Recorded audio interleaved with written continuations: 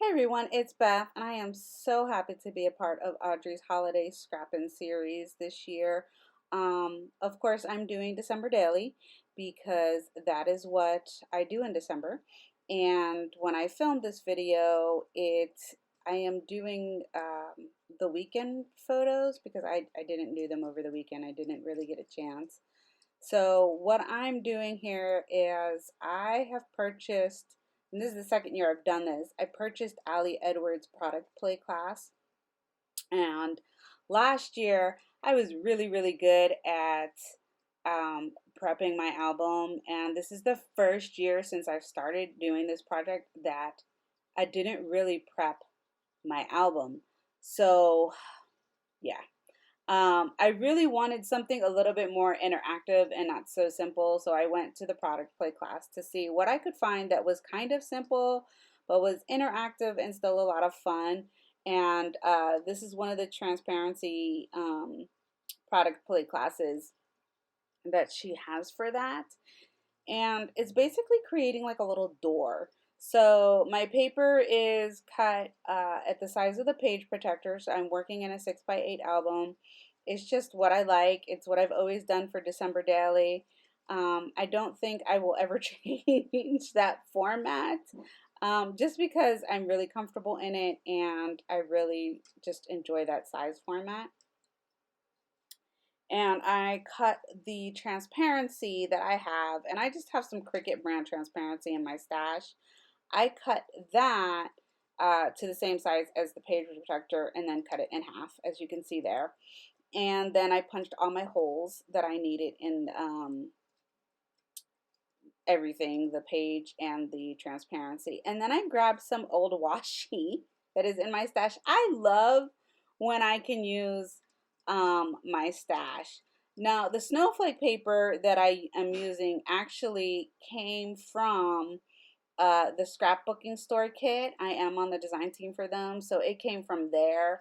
And I loved the kit that we got this month in December. It was just a Christmas kit, and I had not purchased anything extra Christmas wise for my album, except for the stuff that I had purchased from Ali, which was the December Daily main kit and a very few add-ons. And I really wish in hindsight that I had purchased the transparencies. Next year I probably will. So then I'm adhering one transparency on to the paper with some of my old washi tape that I have in my stash. And then I am going to grab a piece of vellum that I also have in my stash and cut this photo down. I printed it as a 4x6 and I trimmed off, the messy part underneath my desk because we don't need that, right? And then with the vellum, I'm just using my Tim Holtz ruler to rip it so that it's not like perfect. Surprisingly, you can get a pretty nice trim with that Tim Holtz ruler. It's pretty impressive. And so then I stuck the photo down on top of the vellum, but kind of like at a angle. And I was really hoping to find a way to use those tags. I need to go and see if there's something in the product play class about those tags because I am really struggling and we are about halfway through December and I have still not used those tags. So I'm just kind of digging through my stash. I'm actually looking for the number 12 and apparently I flipped by it twice before I dug it out of there. So I grabbed the number 12 and I grabbed the number 13 out because after I do this one, I will be doing page 13 as well. And then the 14th, which is today when I'm recording this video, I will do at some point tomorrow, hopefully. If not, it's okay. I know what story I want to tell for today.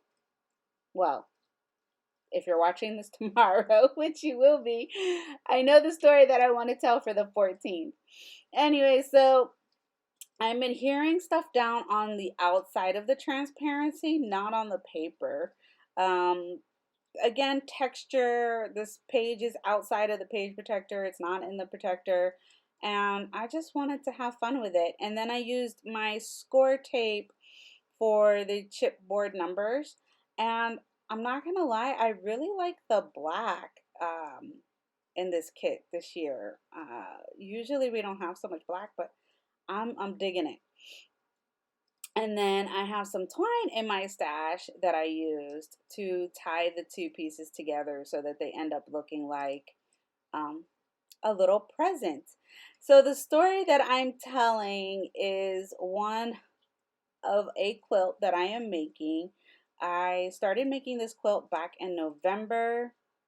I'm still very new to quilting, so the whole process is kind of slow for me. It's not something that goes quickly. And I'm really hoping to finish this quilt before Christmas so that I can have it out on the couch. Now, although it is a Christmas in theory quilt, it's all about like hot cocoa, so I'm pretty sure I can leave this quilt out for all of winter, and then I can start thinking about the next couch quilt that I want to make.